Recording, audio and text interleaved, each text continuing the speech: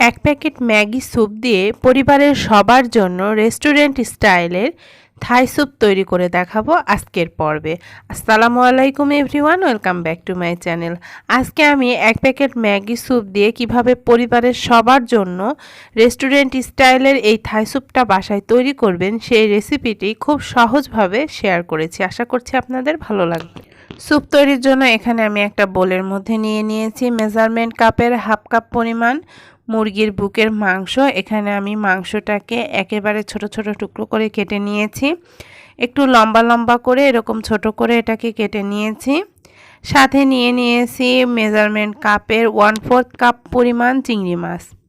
আমি এখানে ছোট সাইজের চিংড়িটা নিয়েছি, আপনারা চাইলে বড় সাইজের চিংড়িটাও ছোট ছোট করে কেটে দিতে পারেন। আবার যদি এখানে চিংড়ি মাছটা না দিতে চান তাহলে এখানে চিকেনের পরিমাণটা আরেকটু বাড়িয়ে দিতে পারেন।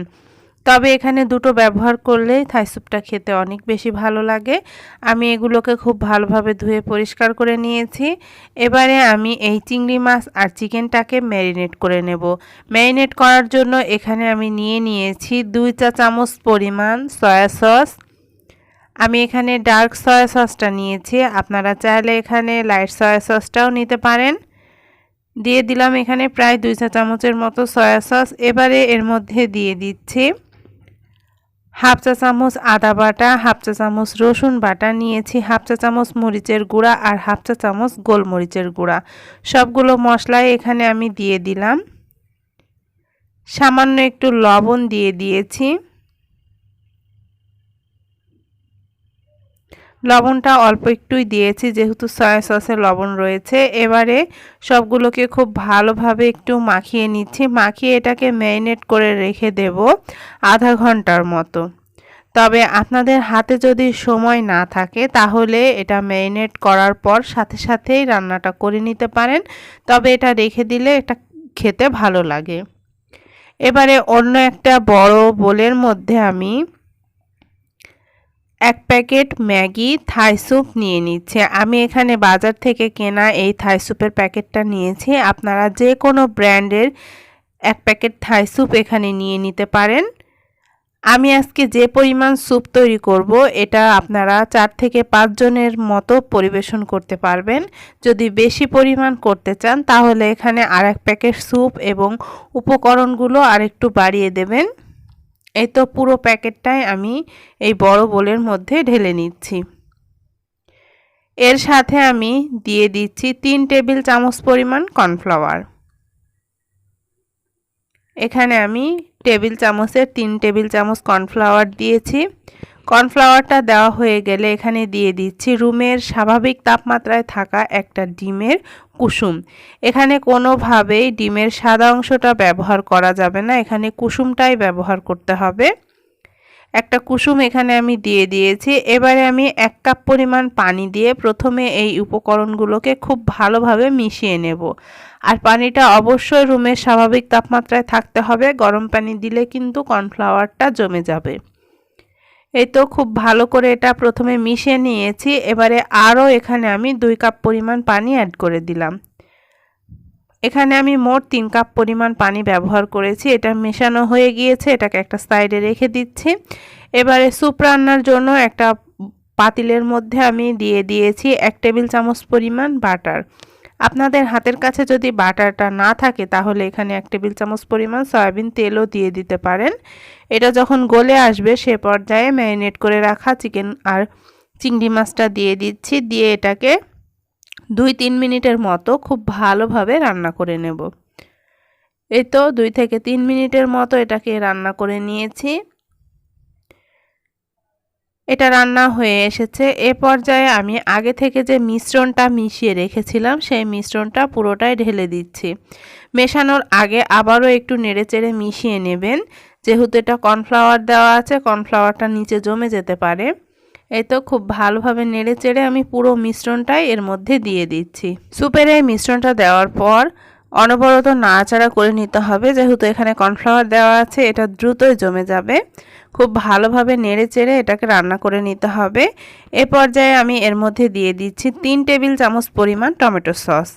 এখানে প্রায় 3 টেবিল চামচ পরিমাণ সস আমি দিয়ে নিয়েছি। সসটা দিয়েও খুব ভালোভাবে মিশিয়ে নিলাম। এই তো এটা জমতে শুরু করেছে। কিছুক্ষণ পর দেখা যাচ্ছে স্যুপটা বেশ খানিকটা ঘন হয়ে এসেছে। এই পর্যায়ে আমি এখানে আরও 1 কাপের মতো পানি দিয়ে দিলাম। যেহেতু স্যুপটাকে আরও কিছুক্ষণ রান্না করতে হবে, তাই আমি এটাকে একটু পাতলা করার জন্য আরও একটু পানি দিয়ে দিলাম 1 কাপের মতো। রেস্টুরেন্টের স্যুপগুলো একটু কমলা কালারের হয়, তাই আমি এখানে 2 ফোঁটা অরেঞ্জ ফুড কালার দিয়ে দিচ্ছি স্যুপের কালারটা সুন্দর আনার জন্য। তবে এটা টোটালি অপশনাল, আপনারা চাইলে এই কালারটা বাদ দিতে পারেন। কালারটা দিয়ে খুব ভালোভাবে মিশিয়ে নিয়েছি। তারপর এটাকে আমি আবারও রান্না করে নেব। স্যুপের জন্য স্বাদমতো কিছুটা লবণ দিয়ে দিলাম। আপনারা চাইলে এখানে বিট লবণটাও ব্যবহার করতে পারেন। লবণটা দিয়ে মিশিয়ে নিয়েছি। আমি এখানে 1/2 চা চামচের মতো চিনি ব্যবহার করেছি, তবে সেটা কোনোভাবে স্কিপ হয়ে গিয়েছে। আমি এটাকে আরও 3-4 মিনিটের মতো রান্না করে নিয়েছি। 3-4 মিনিট পর এখানে আমি 2-3টা কাঁচামরিচ কুচি করে নিয়েছি, আর আমি বিচিগুলো ফেলে তারপর কাঁচামরিচটাকে কুচি করে নিয়েছি। আপনারা চাইলে এখানে স্যুপের যে পাতা বা থাই পাতা সেটা ব্যবহার করতে পারেন, তাহলে এই স্যুপটা খেতে আরও বেশি টেস্টি হবে। তবে আমার হাতের কাছে আজকে ওই পাতাটা ছিল না দেখে আমি থাই পাতাটা আজকে ব্যবহার করিনি। এ পর্যায়ে দিয়ে দিচ্ছি 1 টেবিল চামচ পরিমাণ লেবুর রস। লেবুর রসটা আপনারা আপনাদের পছন্দ মতো বাড়িয়ে বা কমিয়ে দিতে পারেন। এখানে আপনারা লবণ, চিনি সব কিছুই আপনাদের টেস্ট অনুযায়ী বাড়িয়ে বা কমিয়ে ব্যবহার করতে পারেন। এই তো স্যুপটা রেডি হয়ে গিয়েছে। এখানে আপনারা স্যুপটা কি পরিমাণ ঘন বা পাতলা খেতে চান সে অনুযায়ী এটা রান্না করে নেবেন। এই তো স্যুপটা রেডি হয়ে গিয়েছে। এবার আমি এটাকে চুলা থেকে নামিয়ে নিচ্ছি। স্যুপটাকে আমি চুলা থেকে নামিয়ে গরম গরম পরিবেশন করে নিচ্ছি। আমি একটা বোলের মধ্যে এটা পরিবেশন করে নিয়েছি। আমি আমার পছন্দ মতো ঘনত্বে স্যুপটা রেখেছি। আপনারা যদি এর থেকে ঘন বা পাতলা করতে চান আপনাদের পছন্দ মতো এটা করে নিতে পারেন। এই তো আমি এই স্যুপটাকে পরিবেশন করে নিয়েছি। দেখুন দর্শক, এটা দেখতে যেমন লোভনীয় হয়েছে, খেতেও অসম্ভব মজার হয়েছিল। রেস্টুরেন্টে যে আমরা থাই স্যুপটা কিনে খাই তার থেকে এর স্বাদটা বেশি ছাড়া কম হয়নি, এতটাই মজার হয়েছিল। এই স্যুপটা আপনারা 5 থেকে 6 জনকে পরিবেশন করতে পারেন। আমি স্যুপের সাথে কিছুটা অন্থন ভেজে নিয়েছিলাম। স্যুপের সাথে অন্থন খেতে অসম্ভব মজা লাগে।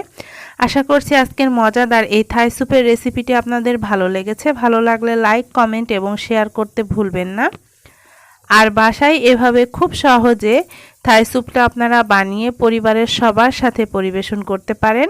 আর একবার যদি বাসায় এটা তৈরি করেন তাহলে আমার বিশ্বাস বারবার এটা তৈরির রিকোয়েস্ট আসবে, এতটাই মজার হয়। রেসিপিটি যদি ভালো লেগে থাকে তাহলে লাইক, কমেন্ট এবং শেয়ার দিতে ভুলবেন না। সবাই ভালো থাকবেন, সুস্থ থাকবেন। সবাইকে আল্লাহ হাফেজ।